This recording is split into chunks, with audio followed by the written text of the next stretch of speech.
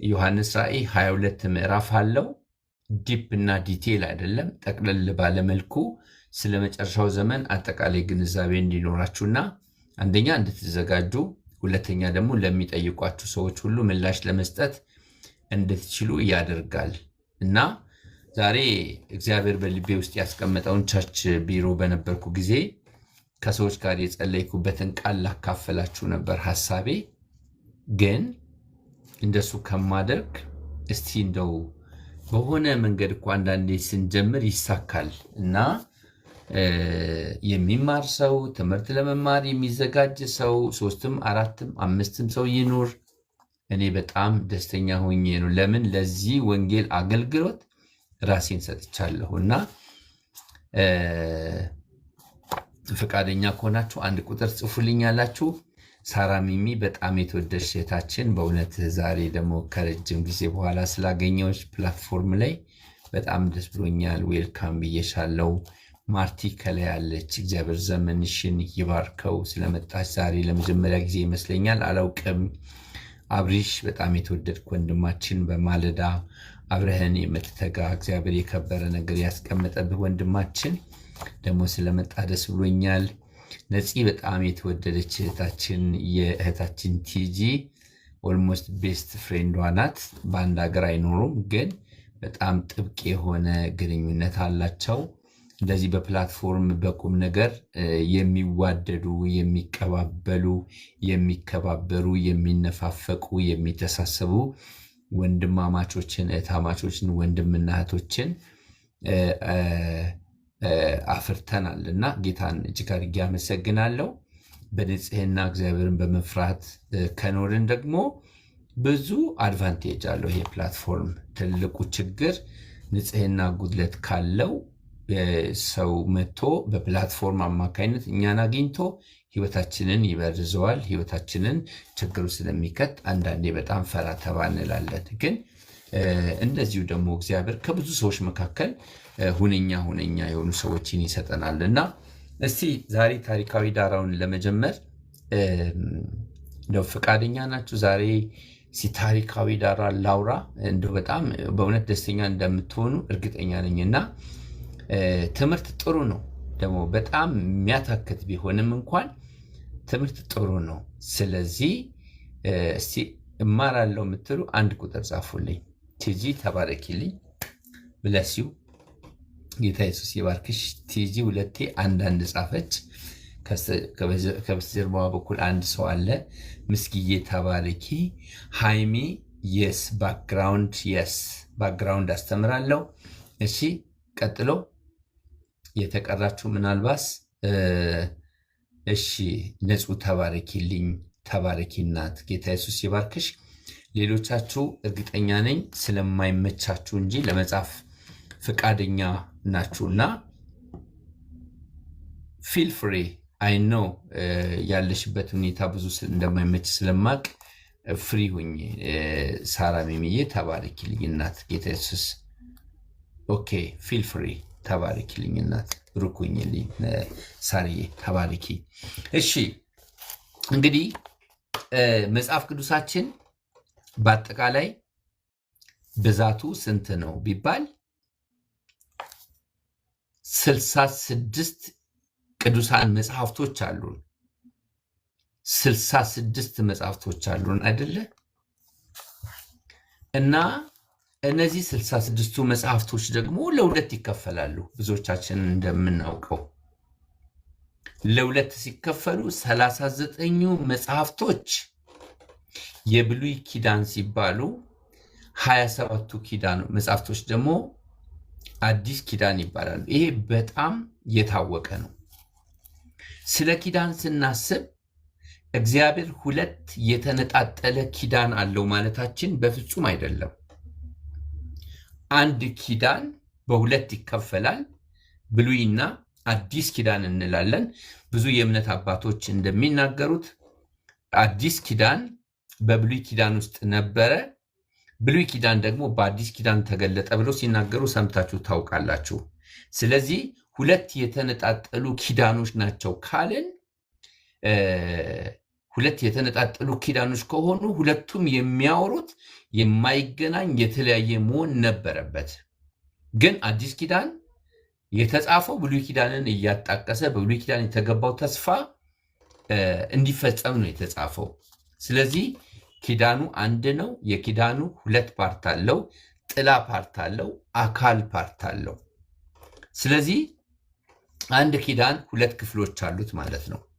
በዚህ መልክ ነው መጽሐፍ ቅዱስን መረዳት ያለብን። እንግዲህ 39ኙን መጽሐፍቶችን በተመለከተ ጠቅለል ባለ መልኩ የመጀመሪያው ተስፋ በተለይ ስለ ጌታችን ስለ ኢየሱስ ክርስቶስ የመጀመሪያ መምጣት ተስፋ የተሰጠው የት ነው ቢባል የት ላይ ነው?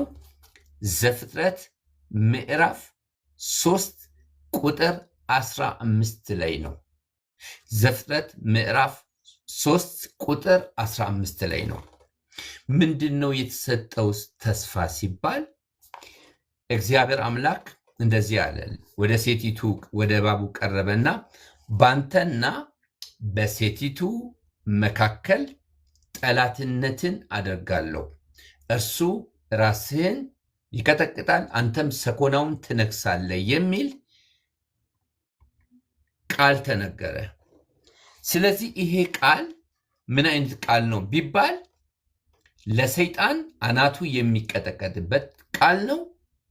ለሰው ልጆች ደግሞ የደህንነት ተስፋ የተሰጠበት ቃል ነው ማለት ነው። ስለዚህ እግዚአብሔር ሁልጊዜ ሲያድን የሚቀጣው ነገር አለው፣ ሲቀጣ ደግሞ የሚያድነው ነገር አለው ማለት ነው። ዝም ብሎ ከመሬት ተነስቶ አድንሃለሁ አድንሻለሁ የሚል ነገር የለም። ጠላት አለን። ጠላታችንን ቀጥቶ ከጠላት ግዛት፣ ከጠላት መንጋጋ፣ ከጠላት ወጥመድ ነው እኛን ያዳነን።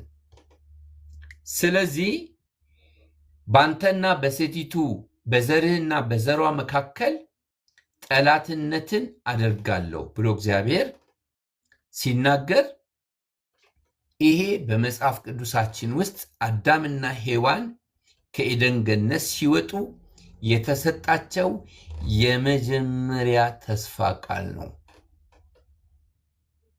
ሰው ያንን ያህል ተላልፎ እግዚአብሔርን ባሳዘነ ጊዜ እግዚአብሔር ቁጣው እስከሚበርድለት ታግሶ ካስወጣቸው በኋላ እነዚህ አስኮናኞች ብሎ ጠርቶ አይደለም ተስፋ ቃል የሰጠው።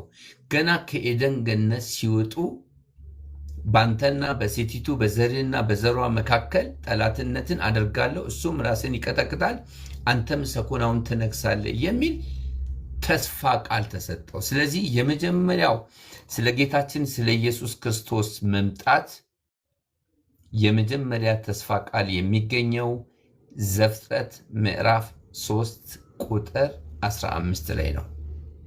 ስለዚህ ከዘፍጥረት መጽሐፍ ጀምሮ በ39ኙ የብሉይ ኪዳን መጽሐፍት ውስጥ ስለ መሲሁ የመጀመሪያ መምጣት፣ ስለ መሲሁ የመጀመሪያ መጥቶ መወለድ፣ ማደግ፣ መሞት፣ መነሳትና ሰዎችን ስለመቤዠት 322 ትንቢታዊ ተስፋ ተሰጥቶ ነበረ። 322 ትንቢታዊ ተስፋ። ይህንን እንዳትረሱ። በመጽሐፍ ቅዱስ ውስጥ 322 ትንቢታዊ ተስፋ አለ ማለት ነው። ከጥንት ጀምሮ ከዘፍጥረት መጽሐፍ ጀምሮ ከዘፍጥረት ምዕራፍ 3 ጀምሮ እግዚአብሔር ለሰው ልጆች 322 ትንቢታዊ ተስፋ ሰጥቷል። ስለ መጀመሪያው መምጣት ከዛሬ 2000 ዓመት በፊት ስለመጣው መምጣት 322 ትንቢታዊ ተስፋ ተሰጥቷል። ስለዚህ እስራኤላውያን 322 ትንቢታዊ የተነገረበትን መጽሐፍ በእጃቸው ይዘዋል። ግን ከእግዚአብሔር ውጪ ማንም ሰው ይህንን መጽሐፍት ማስተዋል ስለማይችል መጽሐፉን አላስተዋሉም። ደግሞም መሲሁን ለሞት አሳልፎ ሰጠውታል። ያም የሆነበት ምክንያት አስቀድሞ የተነገረው ቃል ምን እንዲሆን ነው? እንዲፈጸም ነው። አስቀድሞ የተነገረው ቃል እንዲፈጸም ነው። እንግዲህ በብሉይ ኪዳን 322 ስለ መጀመሪያው ስለ ኢየሱስ ክርስቶስ መምጣት ተነገረ። ያ ተስፋ ደግሞ በአዲስ ኪዳን ላይ ተፈጸመ ማለት ነው። 322ቱ ትንቢታዊ ቃል በአዲስ ኪዳን ላይ ምን ሆነ? ተፈጸመ ማለት ነው። ስለዚህ ይችን ነገር በደንብ ያዙልኝ። በጣም ጠቃሚ ነገር ነው። በነገራችን ላይ በደንብ የእግዚአብሔርን ቃል በጥልቀት ለማወቅ ነገር ለማገልገል ለሚጠይቋችሁ ሁሉ በኮንፊደንስ ምላሽ ለመስጠት የሚጠቅም ትምህርት ስለሆነ እንደምንም ጆሮአችሁን ክፈቱና በደንብ ስሙኝ። ስለዚህ አራቱ ወንጌላትን ስትመለከቱ በብሉይ ኪዳን የተሰጠው ተስፋ መሰረቱ የተጣለበት ነው። አራቱ ወንጌላት በብሉይ ኪዳን ዘመን የተሰጠው ተስፋ ቃል መሰረቱ የተጣለበት መጽሐፍ ነው። ማቴዎስ፣ ማርቆስ፣ ሉቃስ፣ ዮሐንስ ስለ ኢየሱስ መወለድ፣ ስለ ማደግ፣ ስለ መቀባት፣ ስለ ድንቅ ተአምራቱ፣ ስለ አስተማረው ትምህርት፣ ስለ ሞቱ፣ ስለ ትንሣኤው፣ ስለ እርገቱ የሚናገሩ ናቸው። ስለዚህ ወንጌላት ተስፋው መሰረት የተጣለበት ነው ማለት ነው። ከዛ በኋላ የምናገኘው መጽሐፍ ምንድን ነው? ከአራቱ ወንጌላት ቀጥሎ የሐዋርያ ስራ ደግሞ ምንድን ነው? መሰረቱ ስራውን ሰራ ማለት ነው። የመሰረቱን ስራ ነው የምንመለከተው።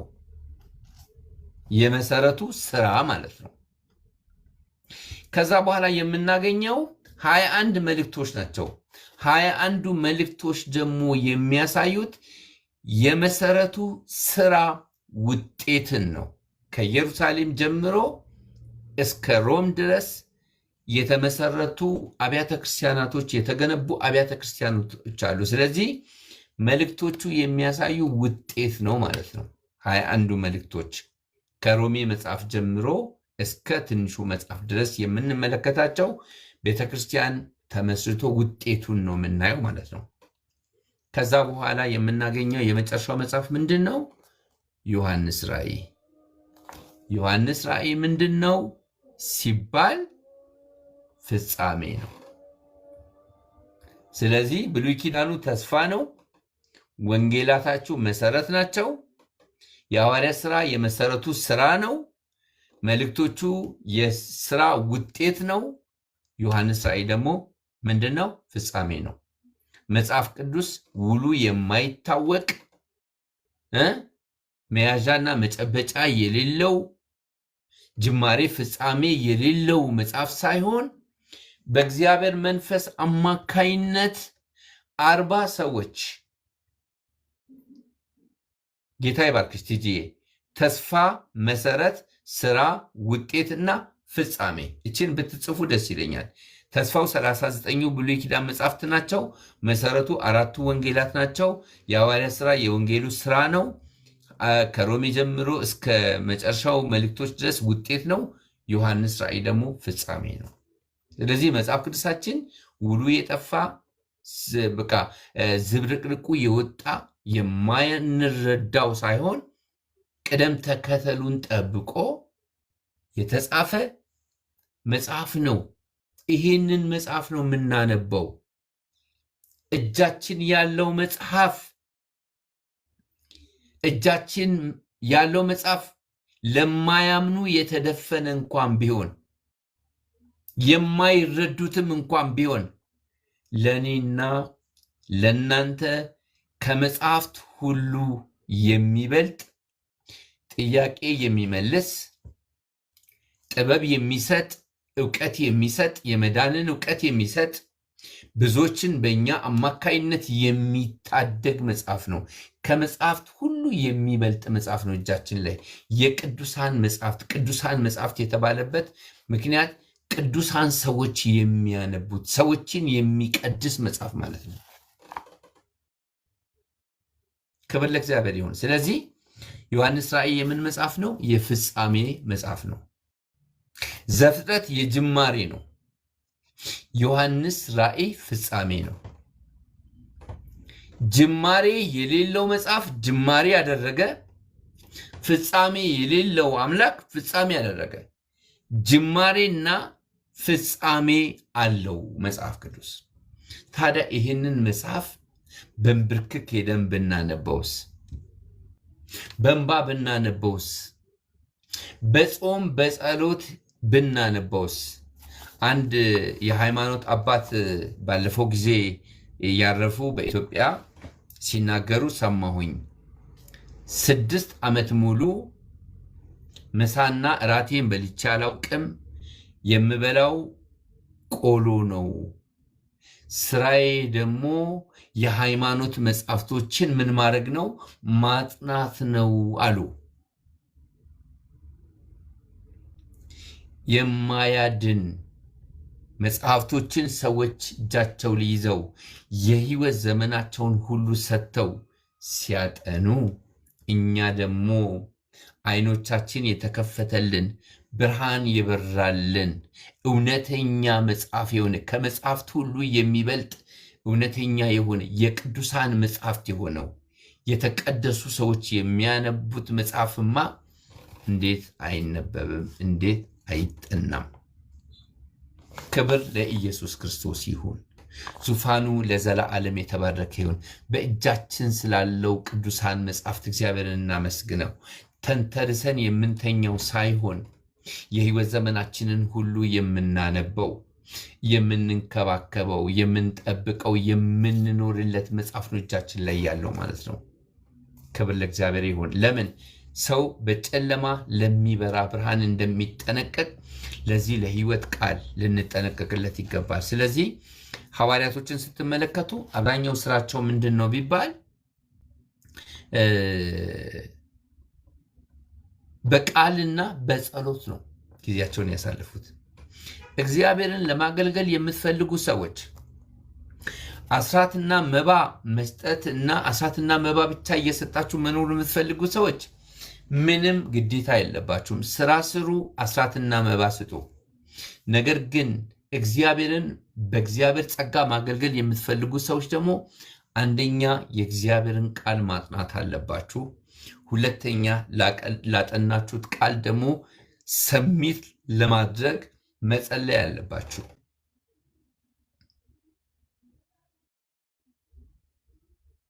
የዳንበትን ወንጌል ማወቅ አለብን። ለሚጠይቁን ሁሉ መልስ ለመስጠት የተዘጋጀን መሆን አለብን። የዳነበትን እውነት የማያውቅ ሰው ከብዙ ሴቶች መካከል የወለደችውን እናቱን እንደማይለይ ነው ይባላል። ስለዚህ የስህተት አስተማሪዎች የማያድነውን የሃይማኖት ተከታዮች የሃይማኖት መሪዎች የማያድነውን መጽሐፋቸውን ካነበነቡ ክፉን ዘመን መቋቋም የምንችለው እኛ ደግሞ ይህንን የህይወትን ቃል ጠንቅቀን ስናውቅ ነው። ሰምታችኋል። ያው ሚዲያ ላይ ብዙ ሰዎች ተሳስቼ ነበረ፣ ወደ ቀደመው መንገዴ ተመልሻለሁ፣ ንስሐ ገባለሁ፣ እጠመቃለሁ፣ ስጋ ደሙን ወስዳለሁ ይላሉ። እነዚህ ሰዎች ሲጀመር ከኛው ወገን አልነበሩም። ሁለተኛ እውነት የሚባል ቃል ውስጣቸው የለም። ሶስተኛ መንገዱ ጠባብ ስለሆነ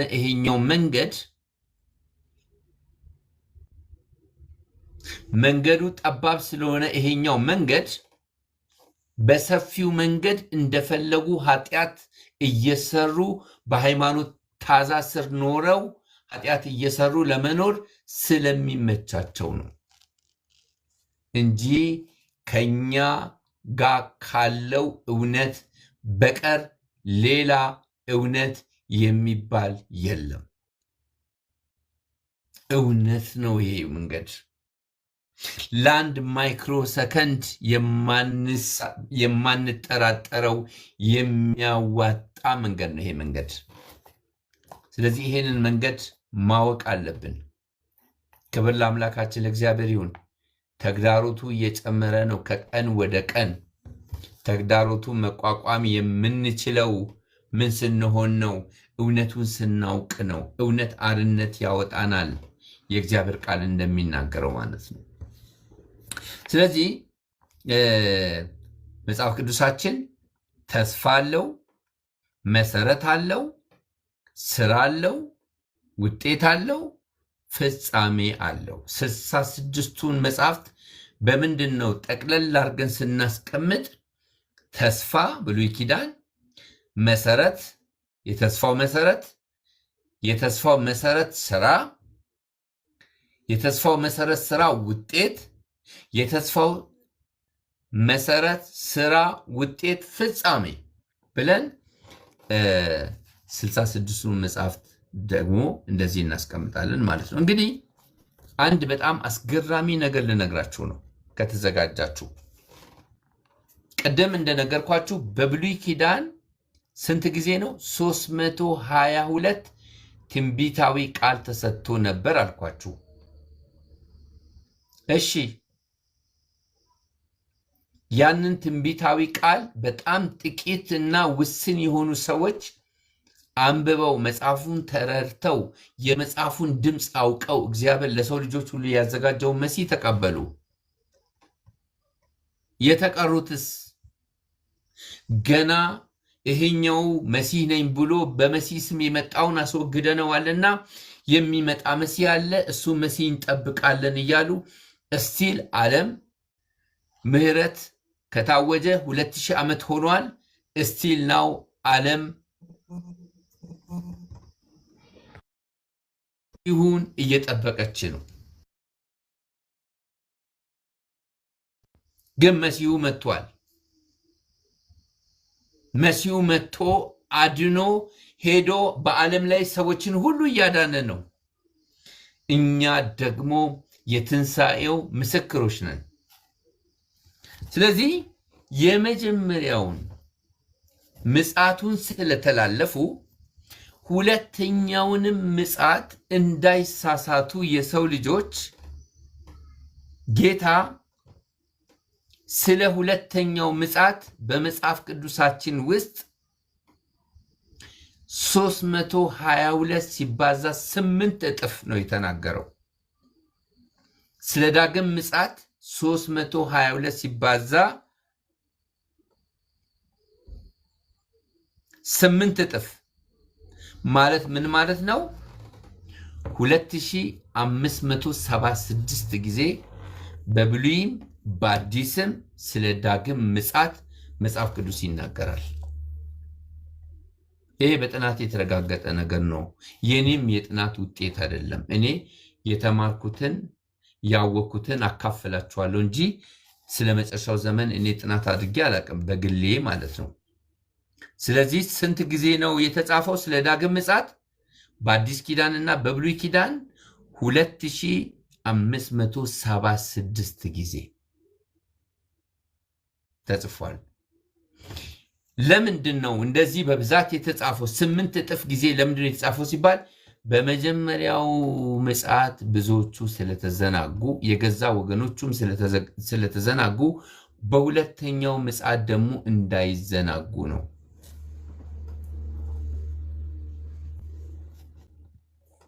2576 ጊዜ የተጻፈው። እንግዲህ ብሉይ ኪዳን ላይ ስለ መጀመሪያው ምጽአት ስለ ዳግም ምጽአት ተጽፏል። በአዲስ ኪዳን ደግሞ በመጽሐፍ ቅዱስ ውስጥ የተጻፉ ክፍሎች አሉ። እነሱን ክፍል ነግራችኋለሁ። ለምሳሌ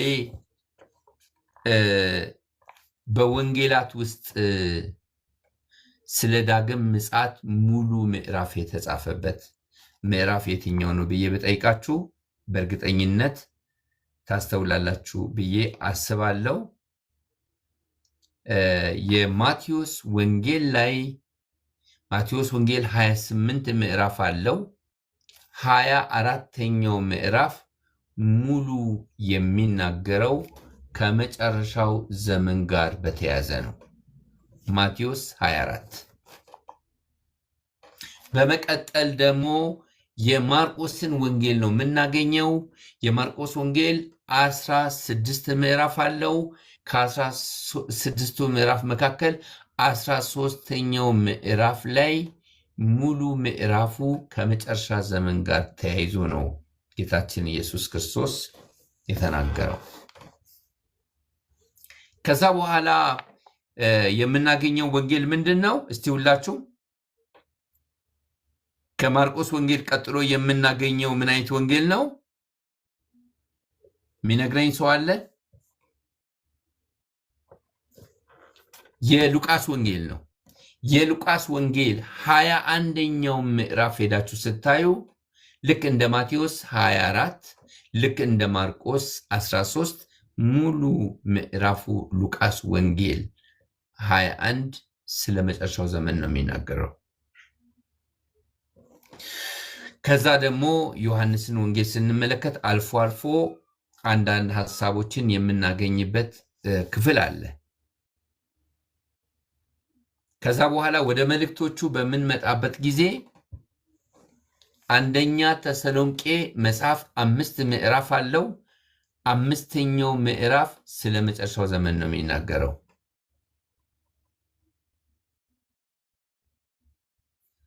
በመቀጠል ሁለተኛ ተሰሎንቄ 3 ምዕራፍ አለው። 3ኛው ምዕራፍ ስንመለከት ስለ መጨረሻው ዘመን ይናገራል።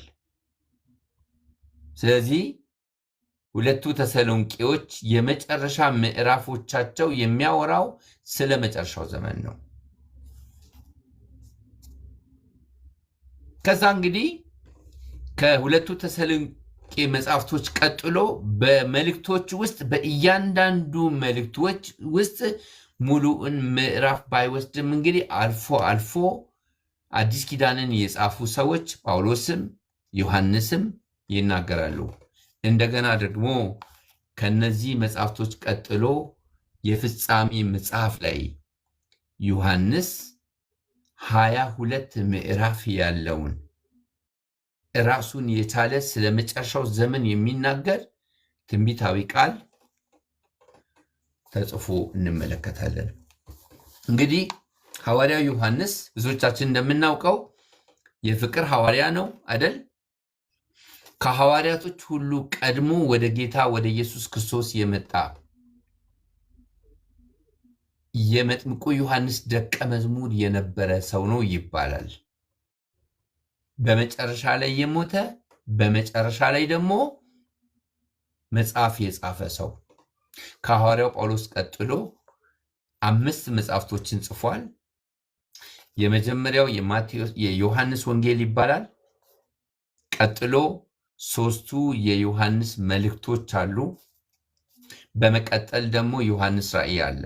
ስለዚህ ሐዋርያው ጳውሎስ 13 መጽሐፍቶችን ሲጽፍ ከሐዋርያው ጳውሎስ ቀጥሎ 5 መጽሐፍቶችን በመጻፍ ሐዋርያው ዮሐንስ ሁለተኛ ሰው ነው ማለት ነው። በዮሐንስ ወንጌል ኢየሱስ ከሰማይ የመጣ የሥላሴ ሁለተኛ አካል የሆነ እግዚአብሔርን ወክሎ ወደ ምድር መጥቶ ሰዎችን እየተናገረ ነቢይ ነው ብሎ ያቀርበዋል። በዮሐንስ ወንጌል ኢየሱስ የሥላሴ ሁለተኛ አካል የሆነ ወልድ ነው፣ ሰው ሆኖ የመጣ ነው፣ የማይታየውን እግዚአብሔርን የገለጠ ነው።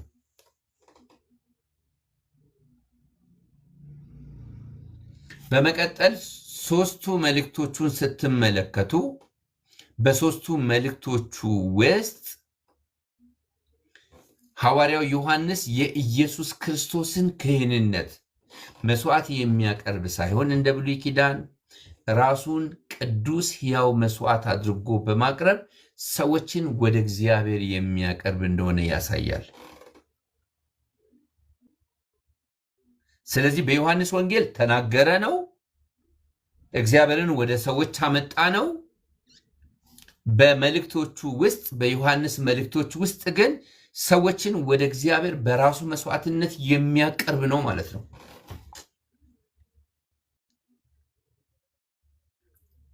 ከዛ ዮሐንስ ራእይ ላይ እንመለክ። ስለዚህ በዮሐንስ መልእክት ኢየሱስ ምንድን ነው? ካህን ነው። በብሉይ ኪዳን 3 ኦፊሶች ነበሩ አደለ? ነቢይ፣ ካህን እና ንጉሥ የሚባሉ 3 ኦፊሶች ነበሩ። ኢየሱስ 3ቱንም ነው የፈጸመው። በፍጹም ስዕብናው ፍጹም ሰው ያለ ኃጢአት ስለነበረ ነቢይ ሆኖ ከእግዚአብሔር ዘንድ መጣ። ካህን ሆኖ ለሰው ልጆች ሁሉ መስዋዕት ሆነ። ንጉሥ ሆኖ በሰማያት በግርማው ቀኝ ደግሞ ምን ሆነ? ተቀመጠ። ኢየሱስ ነቢይ ነው፣ ካህን ነው፣ ንጉሥ ነው። ንጉሥ ሲባል ደግሞ በዚህ ምድር ላይ የሚነግስ እንደ ምድር ነገስታቶች የሆነ የጨለማ ገዢ የሆነ ንጉሥ ሳይሆን በጽድቅ የነገሰ በሰማይ በግርማው ቀኝ የተቀመጠ ዓለምን በመንፈስ የሚገዛ የራሱ መንግስት ያለው ነው ማለት ነው። ስለዚህ ዮሐንስ ራእይ ላይ ኢየሱስ ምንድን ነው? ንጉሥ ነው። ዮሐንስ ወንጌል ላይ ሰው ወደ ምድር የመጣ አምላክ ሰው ሆኖ በበረት ተወልዶ የባሪያን መልክ ይዞ በመስቀል ላይ የሚሰቀል ሰው ሆኖ ነው የመጣው። አምላክ ሰው ሆኖ መጣ። በዮሐንስ መልእክቶች ውስጥ ደግሞ እንደሚሰዋ መስዋዕት ሆኖ ለሰው ልጆች ሁሉ እንደሚቃጠል መስዋዕት፣ እንደ ኃጢአት መስዋዕት፣ እንደ በደል መስዋዕት፣ እንደ ሰላም መስዋዕት፣ እንደ ደህንነት መስዋዕት በብሉይ ኪዳን ይሰዉ የነበሩ 5ቱንም አይነት መስዋዕቶችን አሟልቶ ሃሌሉያ መስዋዕት ሆነልን። ከዛ ዮሐንስ ራእይ ላይ ደግሞ ንጉሥ ነው። ስለዚህ ኢየሱስ ንጉሳችን ነው። ኢየሱስ ንጉሳችን ነው። ብዙ ሰዎች ምን ይላሉ? ኢየሱስ የነገስታት ንጉሥ የጌቶች ጌታ ሲባል ነገስታቶች፣ የምድር ነገስታቶች ንጉሥ፣ የምድር ገዢዎች፣ የምድር ጌቶች ጌታ፣ እንደሱ አይደለም። ኢየሱስ 1000 ዓመት ምድር ላይ በሚነግስበት ጊዜ እኛም ገዢዎች ነን፣ እኛም ነገስታቶች ነን። ከእሱ ጋር አብረን እነግሳለን። እሱ የኛ ንጉሥ፣ የነገስታቶች የኛ የነገስታቶች ንጉሥ ነው እንጂ የዚህ ዓለም ገዢ ንጉሥ አይደለም። እነሱማ ለጌትነቱ ወደዱም ጠሉም የሚገዙ ናቸው። ለኢየሱስ አይመጥነውም። ኢየሱስ የኛ ንጉሥ ነው። ስለዚህ የነገስታት ንጉሥ የጌቶች ጌታ ነው። ይሄ ጌታ ደግሞ የምነግራችሁ የምስራች ተመልሶ ይመጣል። በሉቃስ ወንጌል ላይ ምዕራፍ 18 ጌታ ኢየሱስ ሲናገር እንደዚህ አለ። የሰው ልጅ በምድር ላይ ወደ ምድር በመጣ ጊዜ በውኑ በምድር ላይ እምነትን ያገኘውንን አለ። እምነትን ያገኘውንን አለ ኢየሱስ። ስለዚህ ኢየሱስ ክርስቶስን እንደ ግል አዳኝና ጌታ አድርገን ከተቀበልን በኋላ ትልቁ ተስፋችን የጌታችን የኢየሱስ ክርስቶስ ዳግም ምጽአት ነው። ሃሌሉያ። በምድር ላይ በመጽሐፍ ቅዱሳችን ውስጥ ወደ 34,000 ተስፋዎች አሉ። 34,000 ተስፋዎች ከጤንነት ጋር በተያዘ፣ ከኑሮ ጋር በተያዘ፣ ከምቾት፣ ከቅምጥልና፣ ከሀብት፣ ከስልጣን፣ ከጥበቃ፣ ከምናምን ጋራ በጣም ብዙ ተስፋ ቃሎች።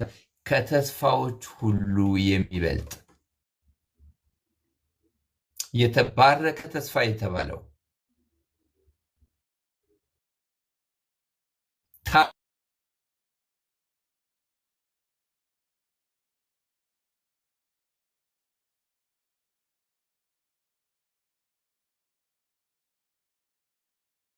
እዚቹ በልተን እዚቹ ጠጥተን እዚቹ ወግ ማዕረጋችንን አይተን ልንኖር አይደለም። ጌታችን ኢየሱስ ክርስቶስ ከምድር ከፍ ከሰማይ ዝቅ ብሎ የዓለምን ሁሉ ኃጢአት ተሸክሞ በመስቀል ላይ የተንጠለጠለው ይህችን ምድር ሊያድስልን አይደለም። የሰው ዓይን ያላያት፣ የሰው ልብ ያላሰባት፣ የሰው ጆሮ ያልሰማት፣ የሰው ልብ ያልጠበቃት እግዚአብሔር ለሚወዱት ያዘጋጃት መንግስት አለች። ይሄም መንግስት ነው። በዚህ መንግስት ያለን ተስፋ ያለን ነን። አዎ እንግዶች ነን። አዎ ምጻተኞች ነን። ቅርስ የለንም፣ ውርስ የለንም። ዓለም አንቅራ ተፍታናለች። አንገት አንዳንዴ እንደፋለን። ችግራችን ውጭ ብንሄድ፣ አገር ውስጥ ብንመጣ፣ ሀብት ብናካማች፣ ብንማር፣ ስልጣን ብንይዝ አይወገድም። በወደቅ ዓለም ነው የምንኖረው። የዚህ ዓለም ገዢ በሚኖርበት ዓለም ነው የምንኖረው። ግን ተስፋ አለን። አገር ያለን ተስፋ ያለን ሰዎች ነን። እንግዶች ነን። አዎ ምጻተኞች ነን። አዎ ሰይጣንም በተገኘንበት ሁሉ እንድንገደል አዋጅ ያወጣብንን። አዎን በየቀኑ ብዙ ተስፋ የሚያስቆርጡ ነገሮች በሕይወታችን ይፈራረቃሉ። አዎን በዓለም ላይ ጆሮን ጭው የሚያደርግ ነገር እየሆነ ነው። አዎን የተፈጥሮ የሰው ሰራሽ አደጋ፣ የኑሮ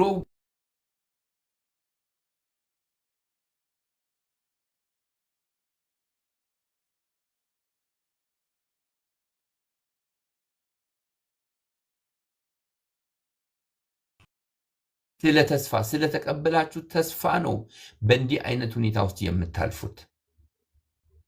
ጌታችን ኢየሱስ ክርስቶስ እንደዚህ አለ። ዮሐንስ ወንጌል ምዕራፍ 14 ላይ ተስፋ እንደሌላችሁ አልተዋችሁም፣ ስፍራ አዘጋጅላችሁ ዘንድ እሄዳለሁ። አሌሉያ።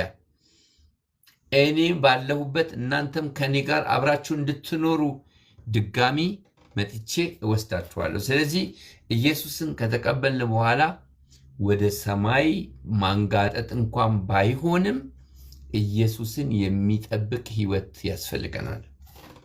የጌታን የኢየሱስ ክርስቶስን መገለጽ ስትጠባበቁ አንድም እንኳን የጸጋ ስጦታ አይጎልባችሁም ተብሎ ተጽፏል። ስለዚህ ጌታን ተቀብለን ምጽአቱ ነው ትልቁ ተስፋችን። ትዳር አይደለም፣ አገር መቀየር አይደለም፣ ወግ ማዕረግ ማየት አይደለም፣ ስልጣን ማግኘት አይደለም። ምንድን ነው ካላችሁኝ፣ ትልቁ ተስፋችን የጌታችን የኢየሱስ ክርስቶስ ዳግም ምጽአት ነው። ይመጣል። ከሁላችንም አይኖች ላይ እንባችንን ያብሳል። ሐዘናችንን ከኛ ላይ ያርቃል። ከዘላለም እስከ ዘላለም ድረስ በማይቋረጥ ተስፋ ከእርሱ ጋር ለዘላለም እንኖራለን። ይመጣል። የደከማችሁ አቋራጭ በሆነ መንገድ ሊሄድ አትበሉ። ግማሹ እየተነሳ እሄዳለሁ ይላል። ግማሹ እየተነሳ ደግሞ አይ ተሳስቼ ነበረ ስጋ ደሙን ወስዳለሁ ይላል። ሰፊ መንገድ ጋር ዘና ፈታ እንቅልፍ ብሎናል። ተስፋ እንደሌለው ሰውም መስለናል። ለዚህ ዓለም ብቻ ኢየሱስ ክርስቶስን የምንከተል ከሆነ እኛ ከሰዎች ሁሉ የምናሳዝን ሰዎች ነን ወገኖቼ። ግን ተስፋ አለን፣ ግን ሕይወት አለን። ስለዚህ የጌታን የኢየሱስ ክርስቶስን መገለጥ በዋናነት በተስፋ ደረጃ ስንጠብቅ እንዴት ነው የምንጠብቀው? እንዴት ነው የምንጠብቀው? አንጋጠን ነው ወይ? ኢየሱስ እንዴት ነው የሚመጣው? መጽሐፍ ቅዱሳችን ሲናገር ስለ ኢየሱስ ክርስቶስ መምጣት ይህ የምስራቹ ወንጌል ምስክር እንዲሆን ለሰው ሁሉ ምን ይሆናል? ይሰበካል።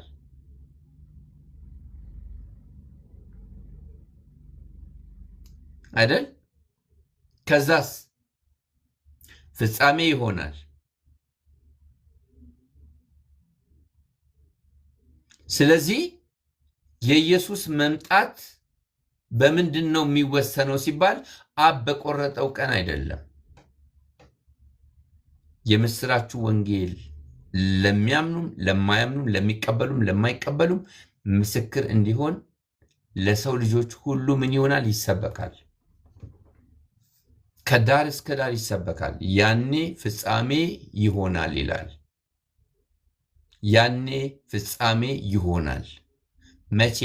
ወንጌሉ ለፍጥረት ሁሉ ከተሰበከ በኋላ ፍጻሜ ይሆናል። ስለዚህ አንጋጠን የምንጠብቀው መንግስት የለም። አንድ ወቅት ላይ በጣም የታወቁ የቤተ ክርስቲያን የእምነት አባቶች ትዳር ከልክለው ስራ አቁመው ተራራ ላይ ወጥተው ይጠብቁት እንደነበረው እንደሱ አናደርግም። በማህበረሰብ መካከል ተበትነናል። ወንጌል እንሰብካለን። ወንጌል ስንሰብክ የጌታ የኢየሱስ ክርስቶስ መምጣት ይፋል። ስለዚህ ስራ አለን ማለት ነው። ሆምቴክ አሳይመንት አለን ማለት ነው። የተሰጠን ስራ አለን ማለት ነው። ስራ ማርቲን ሉተር በ15ኛው ክፍለ ዘመን እንግዲህ የፕሮቴስታንት ተሐድሶን ያመጣ ሰው ሲናገር ምን ብሎ ተናገረ? ኢየሱስ ክርስቶስ ዛሬ ነው ነገ ይመጣል ቢባል ምን ታደርጋለህ ሲባል ችግኝ ተክላለሁ አለ። አሁን አንዳንድ ዘባቾች በመጀመሪያው ክፍለ ዘመን ላይ መጣለው ካለ ስንት ዓመቱ ነው የታለ የመጣው ብለው በጌታ ላይ እንደዘባበቱበት ዛሬም ዘባቾች አሉ።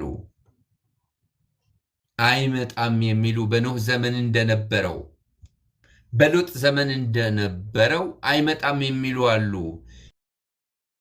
መምጣቱ ቁርጥ ነው። በነገራችን ላይ አንዳንዴ ውሸት ነው የሚሉ ሰዎች መነሻ ምክንያታቸው ምንድን ነው መሰላችሁ? ሐዋርያው ጳውሎስ ኢየሱስ ክርስቶስ ይመጣል ብሎ ሰበከ። ታዲያ መቼ መጣ ይላሉ። ሐዋርያው ጳውሎስ የኢየሱስን ምጽአት የሚያፋጥን ኑሮ መኖር ነው እንጂ ያለበት ኢየሱስን ማምጣት የለበትም።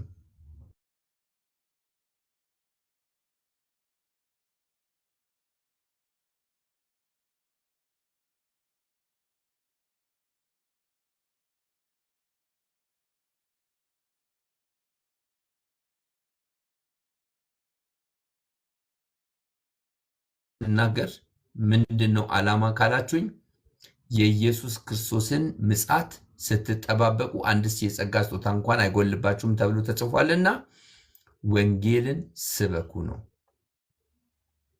በጽድቅ ኑሩ ነው። በቅድስና ኑሩ ነው። እግዚአብሔርን ደስ የሚያሰኝ ህይወት ኑሩ ነው። ክብር ለእግዚአብሔር ይሁን። ኢየሱስ ክርስቶስ ጌታ ነው። በጣም እየተግባባን እንደሆነ ተስፋ አደርጋለሁ። እንግዲህ ይህንን ካልኩኝ በኋላ ዮሐንስ ራእይ ስንት ምዕራፍ አለው ብያችኋለሁ? 22 ምዕራፍ አለው። ዮሐንስ ራእይ 22 ምዕራፍ አለው። 22ቱ ምዕራፍ እንከፋፍላችኋለን። ከዛ አንዳንድ ነገሮችን ከነገርኳችሁ በኋላ የዛሬ መግቢያ በዚህ አጠናቅቄ በሚቀጥለው ደግሞ እንደ ጌታ ፍቃድ ቀጣዩን ትምህርት አስተምራችኋለሁ እና ዮሐንስ ራእይ ምዕራፍ 1 መግቢያ ነው። ዮሐንስ ራእይ ምዕራፍ 1 ምንድን ነው? መግቢያ ነው። ምዕራፍ 2 እና 3 ለሰባቱ አብያተ ክርስቲያናት የተጻፈ ደብዳቤ ነው። ምዕራፍ 2 እና 3 ለሰባቱ አብያተ ክርስቲያናት የተጻፈ ደብዳቤ ነው። ፕሮፌሲ አይደለም፣ ትንቢታዊ አይደለም፣ መልእክት ነው። ወቅታዊ መልእክት ነው። 2 እና 3 4 እና 5 ሄዳችሁ መጽሐፉን ብትመለከቱ ሰማያዊ አምልኮ ነው። ምዕራፍ 4ን እግዚአብሔር ስለ ፈጣሪነቱ ያመሰግኑታል። ምዕራፍ 5 ላይ ደግሞ ስለ አዳኝነቱ ያመሰግኑታል። ስለዚህ 4 እና 5 ምንድን ነው? ስለ አምልኮ ነው ማለት ሰማያዊ አምልኮ ነው የሚያሳየው። ከዛ ደግሞ ከ6 ጀምሮ እስከ 19 ባለው ክፍል ላይ የምንመለከተው ሰባቱ የመከራ ዘመን ነው። ከ6 እስከ 19 ሰባቱ የመከራ ዘመን ነው። ከዛ በመቀጠል 20 የሺህ ዓመት መንግስት ነው። 21 የነጭ ዙፋን ፍርድ ነው። 22 የዘላለም ሕይወት ነው። በዚህ መልክ መያዝ አለባችሁ። በነገራችን ላይ ይሄ ትምህርት ዩቲዩብ ላይ ስለሚጫን በደንብ በኋላ ላይ መከታተል የምትፈልጉ ሰዎች መከታተል ትችላላችሁ። ደጋግማችሁ ስትከታተሉ ነው በደንብ የምትረዱት ማለት ነው። ስለዚህ ልድገምላችሁ። ምዕራፍ 1 ምንድን ነው? መግቢያ ነው። ምዕራፍ 2 እና 3 ምንድን ነው? ለሰባቱ አብያተ ክርስቲያናት የተጻፈ ደብዳቤ ነው። 4 እና 5 ሰማያዊ አምልኮ ነው። ሄዳችሁ ማየት ትችላላችሁ። በመጀመሪያው 4ኛው ምዕራፍ ላይ እግዚአብሔርን ስለ ፈጣሪነቱ ልዩ ልዩ ፍጥረታት እግዚአብሔርን ያመልኩታል። 5 ላይ ደግሞ ጌታችን ኢየሱስ ክርስቶስ ከዛሬ 2000 ዓመት በፊት ለእኛ ኃጢአት የከፈለው መስዋዕትነት ስለመቤዠቱ ስለ አዳኝነቱ ዝማሬና አምልኮ ቀርቦ እንመለከታለን። ከ6 እስከ 19 በዓለም ታሪክ ላይ ታይቶና ተሰምቶ የማይታወቅ ታላቅ መከራ የሚገለጥበትን ያሳያል። 20 የሺህ ዓመት መንግስት ነው። 21 የነጭ ዙፋን ፍርድ ነው። 22 የዘላለም ሕይወት። አንዴ ደግምላችኋለሁ በደንብ እንድትይዙ ካለኝ ፍላጎት። 1 መግቢያ፣ 2 እና 3 ለሰባቱ አብያተ ክርስቲያናት የተላከ ደብዳቤ፣ 4 እና 5 ሰማያዊ አምልኮ፣ ከ6 እስከ 19 ሰባቱ የመከራ ዘመን፣ 20 የሺህ ዓመት መንግስት፣ 21 የነጭ ዙፋን ፍርድ፣ 22 የዘላለም ሕይወት። ስለዚህ በዚህ መልክ መጽሐፉን ስናስቀምጥ እና ስናጠናው ወደ ውስጥ ገብተን ስናጠና ግልጽ ይሆንልናል ማለት ነው። በዚህ አጋጣሚ የምነግራችሁ አንድ በጣም መሰረታዊና ጠቃሚ ነገር ምንድን ነው? 2 ነገር ልንገራችሁ። በንጥቀትና በዳግም ምጽአት መካከል ልዩነት አለ። ንጥቀት አማኞች ወደ ሰማይ የሚወሰዱበት ነው። ኢየሱስ በአየር ላይ ይገለጥና አማኞች ብቻ አይተው የሚወሰዱበት ነው ንጥቀት። በዮሐንስ ራእይ ውስጥ ንጥቀት አልተጻፈም። ዳግም ምጽአት ግን ጌታችን ኢየሱስ ክርስቶስ ዓለም ሁሉ ከዳር እስከ ዳር እያየው ከቅዱሳን መላእክትና ከቅዱሳን ጋር ታጅቦ ወደ ምድር የሚመጣበት ነው። ስለዚህ የመጀመሪያው ምጽአት ከዛሬ 2000 ዓመት በፊት ለሰው ልጆች ኃጢአት ለመሞት የመጣበት ሲሆን ዳግም ምጽአት ደግሞ የሞተላቸውን የሚወስድበትና ለዘላለም የሚኖርበት ነው ማለት ነው። ስለዚህ ንጥቀት በዮሐንስ ራእይ ላይ አልተጻፈም። የት ነው የምታገኙት? አንደኛ ተሰሎንቄ ምዕራፍ 4 ላይ ታገኛላችሁ ንጥቀትን በተመለከተ። ስለዚህ ዮሐንስ ራእይ ላይ ስለ ንጥቀት አናገኝም ማለት ነው። እሺ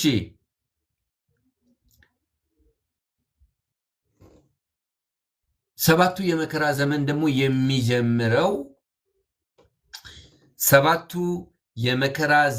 የሚጀምረው ቤተክርስቲያን ከተነጠቀች በኋላ ነው።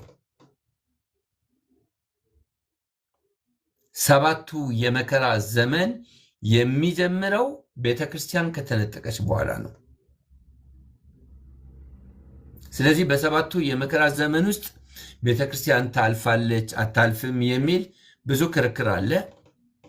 ግን በአራተኛው ክፍለ ዘመን የነበሩ የቤተክርስቲያን አባት የሆኑ ኦገስቲን እንዳስተማሩት ቤተክርስቲያን በሰባቱ የመከራ ዘመን አታልፍም።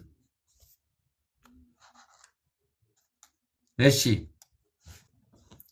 ስለዚህ 1 መግቢያ ነው፣ 2 እና 3 ለሰባቱ አብያተ ክርስቲያናት የተጻፈ መልእክት ነው። 4 እና 5 ሰማያዊ አምልኮ ነው። ሰባቱ የመከራ ዘመን ምዕራፍ 6 ላይ ከመጀመሩ በፊት ቤተክርስቲያን በመከራ ውስጥ ስለማታልፍ ትነጠቃለች ማለት ነው። ስለዚህ ቤተክርስቲያን ከተነጠቀች በኋላ በሰባቱ የመከራ ጊዜ ምንድን ነው የምትሆነው ሲባል 2 ነገር ይደረጋል። በሰማይ ከአማኞች ጋር በምድር ላይ የሚሆነውን ነግራችኋለሁ፣ በሰማይ የሚሆነውን ነግራችኋለሁ። በምድር ላይ የመጀመሪያ 3 ዓመት ተኩል መለስተኛ መከራ ነው የሚሆነው። ሁለተኛው 3 ዓመት ተኩል ደግሞ በዓለም ታሪክ ላይ ታይቶና ተሰምቶ የማይታወቅ ታላቅ መከራ ነው የሚሆነው። ሁለተኛው 3 ዓመት ተኩል። እኛስ በሰማይ ምንድን ነው የምናደርገው? በመጀመሪያው 3 ዓመት ተኩል በምድር ላይ ስንኖር የሰጠነው አገልግሎት ተመዝኖ ከጌታ ዘንድ አክሊል የምንቀበልበት ነው የሚሆነው። በሁለተኛው 3 ዓመት ተኩል ደግሞ የበጉ ሰርግ የሚባል አለ። በሰማይ ነው የምንሆነው፣ በምድር ላይ መከራ ሲሆን ማለት ነው። ከዛ ዮሐንስ ራእይ ምዕራፍ 19 መጨረሻ ላይ ወይም ደግሞ በምዕራፍ 20 መግቢያ ላይ 1000 ዓመት መንግስት አብረን ለመንገስ ከጌታ ከኢየሱስ ክርስቶስ ጋር ከቅዱሳን ጋር አብረን ወደ ምድር እንመጣለን።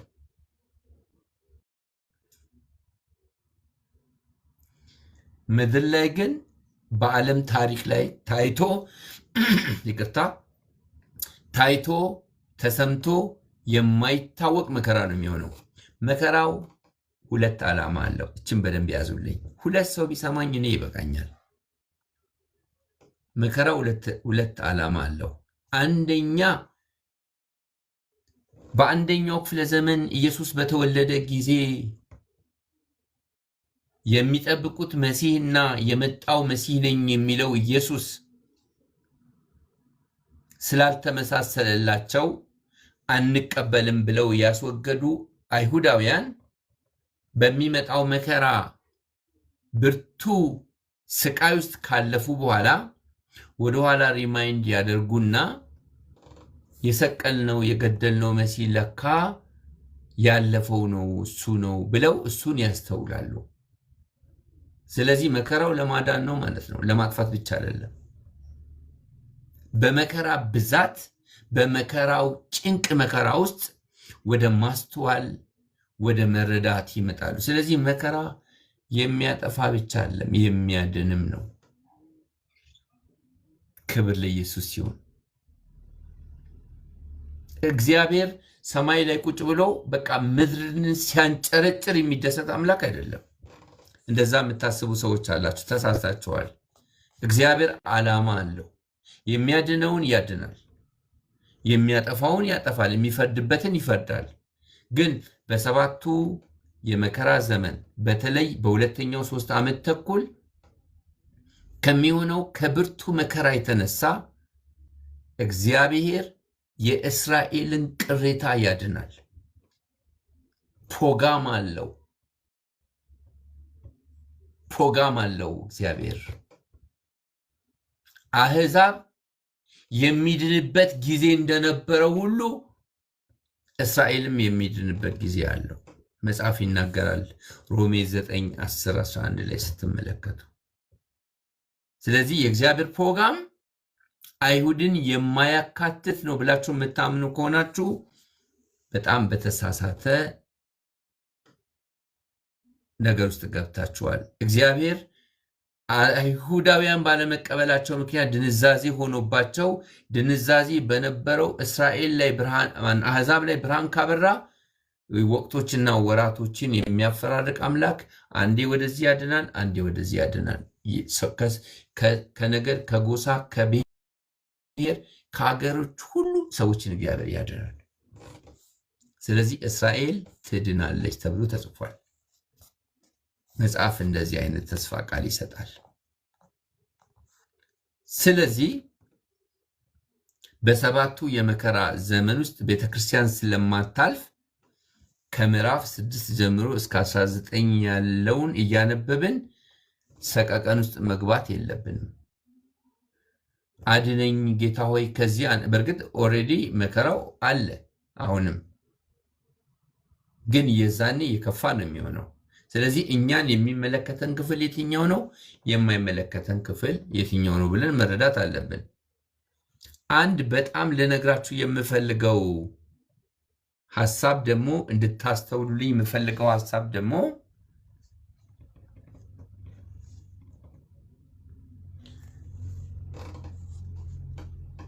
እግዚአብሔር አምላክ ፕሮግራም ያለው አምላክ እንደሆነ፣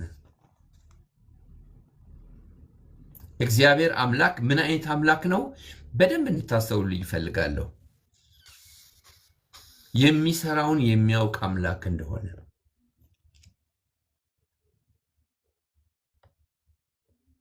የሚሰራውን ያውቃል። ዝም ብሎ ሰውን በማጥፋት የሚደሰት አምላክ አይደለም።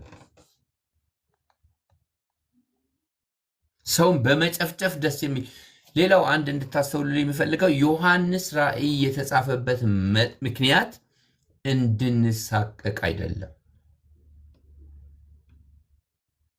እንድንፈራም አይደለም። ይጽነቃቸው ኢየሱስን ያልተቀበሉ አምላክ የሌላቸው። ያኔ ኢየሱስ በክብሩ በሚገለጥበት ጊዜ ተራራ ሆይ ኮረብታ ሆይ በእኛ ላይ ውደቅና በዙፋኑ ላይ ከተቀመጠው ከበጉ ቁጣ ሰውረን ብለው በተራራና በኮረብታ በድንጋይ ስር የሚሸሸጉ ኃይላት፣ ስልጣናት፣ ገዢዎች፣ ነገስታቶች ይጨነቁ እንጂ እኛ ኢየሱስ ክርስቶስ እኛን ሊያሳቅቀን አይደለም። በእርሱ አምነን የዳንን በደሙ የታጠብን የኃጢአታችንን ስርየት የተቀበልን ዓለምን፣ ስጋን፣ ሰይጣንን ክደን በጽድቅ በቅድስና ከእግዚአብሔር ጋር ለመኖር የወሰንን ሰዎች ዮሐንስ ራእይን ስናነብ የሚያቃዠን መሆን የለበትም። የሚያሳቅቀን መሆን የለበትም። እንቅልፋችንን የሚረብሽ መሆን የለበትም። ስለዚህ በሚቀጥለው ጊዜ ምንድነው የማደርገው? አንዷን ምዕራፍ አብረን እናያለን። ተዘጋጅታችሁ ነው ቃሉን እንደምታጠኑ። በሚቀጥለው ሁለተኛው ምዕራፍ፣ ሶስቱ ምዕራፍ፣ አራት ምዕራፍ፣ አምስት ምዕራፍ እያልን በደንብ እናጠናለን። ጥያቄም ካላችሁ ጥያቄውን እመልሳለሁ። ከዛ በተጨማሪ ደግሞ ከዚህ በፊት በቮይስ በዋትስአፕ ያስተማርኩት ትምህርት አለ። አመለጠኝ የምትሉ ሰዎች እዚህ አንደኛ ዩቲዩብ ላይ ይጭናለው፣ ሁለተኛ ዋትስአፕ የምትጠቀሙ ከሆነ ስልክ ቁጥራችሁን ካስቀመጣችሁልኝ ቮይሱን እልክላችኋለሁ። የምትጠቀሙ ከሆነ ስልክ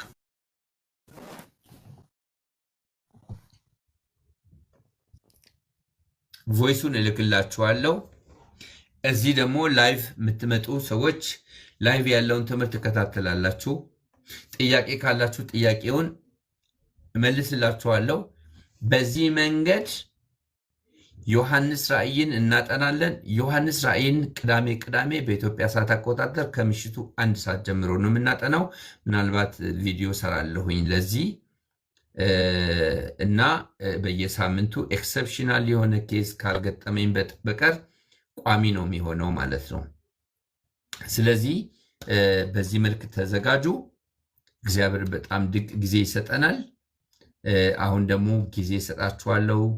የነበራችሁ የምንማረውን ቀጥሎ ያለውን አትጠይቁኝ። አንደኛ ሪፍሌክት ማድረግ፣ ሁለተኛ ባስተማርኩት ላይ ጥያቄ የሚሆንባችሁ ነገር ካለ እድል ሰጣችኋለሁ። በዚህ መልክ እንቀጥላለን። ይህን ትምህርት እንደገና ለሌሎች ሰዎችም ሼር አድርጉ፣ ሰዎችንም ጋብዟቸው። እንደገና ደግሞ ትምህርቶች የሚጫኑበት ዩቲዩብ